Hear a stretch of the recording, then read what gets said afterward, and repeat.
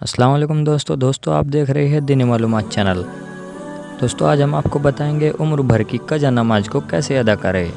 ایسے لوگ جن کی پچھلی نمازیں باقی ہیں وہ قضا نمازیں پڑھے۔ قضا نمازیں جلد سے جلد ادا کرنا بہت ضروری ہے۔ معلوم نہیں کہ کب موت آ جائے۔ آپ کو فرصت کا جو بھی وقت ملے اس میں قضا نمازیں پڑھتے رہے یہاں تک کہ پوری ہو جائے۔ اعلیٰ حضرت نے قضا نمازیں پڑھنے کا آسان طریقہ بتا کر مشکل آسان کر دی۔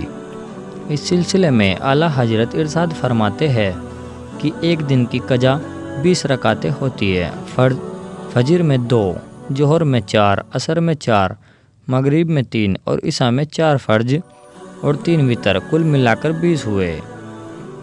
جس نے کبھی نماز ہی نہیں پڑھی اور توفیق ہوئی اور قضا عمری پڑھنا چاہتے ہیں تو وہ جب سے بالغ ہوا ہے اس وقت سے نمازوں کا حساب لگائے، اور تاریخ بلوغ بالغ ہونے کی تاریخ بھی نہیں معلوم ہو تو احتیاط اسی میں ہے کہ عورت کی 9 سال کی عمر سے اور مرد کی 12 سال کی عمر سے نمازوں کا حساب لگا کر پڑھے۔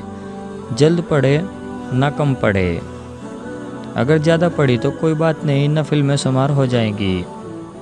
حوالہ فتویٰ رضویہ جلد نمبر 8 صفحہ نمبر 104۔ قضا کرنے میں ترتیب۔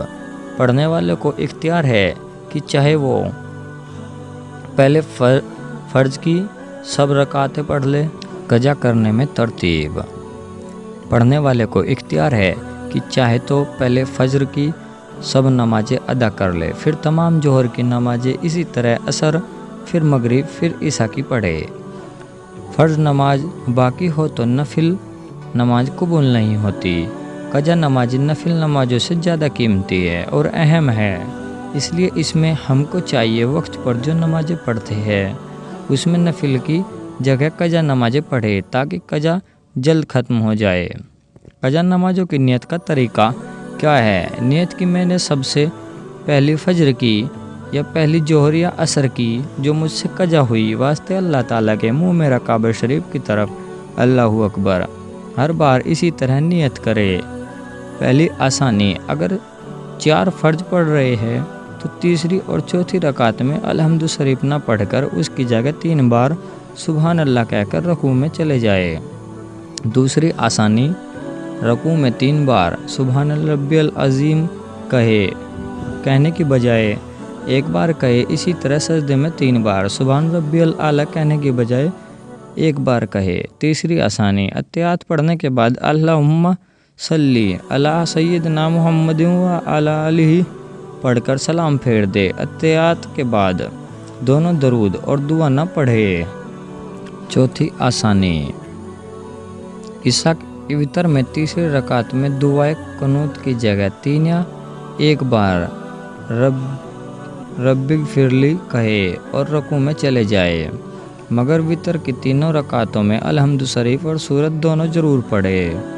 مسجد میں یا لوگوں کی موجودگی میں اگر وتر کی قضا پڑھے تو تکبیر قنوت کے لیے ہاتھ نہ اٹھائے۔ نماز کے باقی حصے کو عام طریقے سے پڑھے۔ سفر کی نمازیں قصر ہی پڑھی جائے گی۔ تراویح کی نماز قضا نہیں ہوتی، لیکن دھیان دے سورج نکلنے سے لے کر 20 منٹ تک اور سورج ڈوبنے کے 20 منٹ پہلے سے سورج ڈوبنے تک کوئی نماز جائز نہیں۔ اسی طرح ٹھیک دوپہر زوال کا وقت یہ تقریباً 40-50 منٹ کا ہوتا ہے۔ ان وقتوں میں کسی بھی طرح کی نماز پڑھنا جائز نہیں۔